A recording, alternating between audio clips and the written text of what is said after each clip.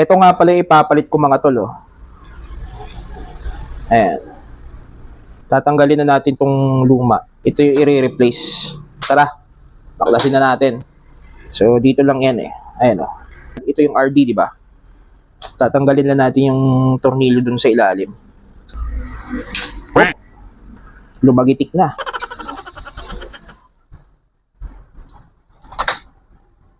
Tanggal na ba? Yun. Ito lang yun mga tol, oh. Ito lang yung tatanggalin.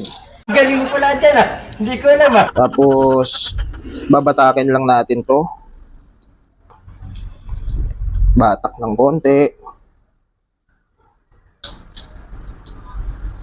Yun. Konting ko. Hugot na.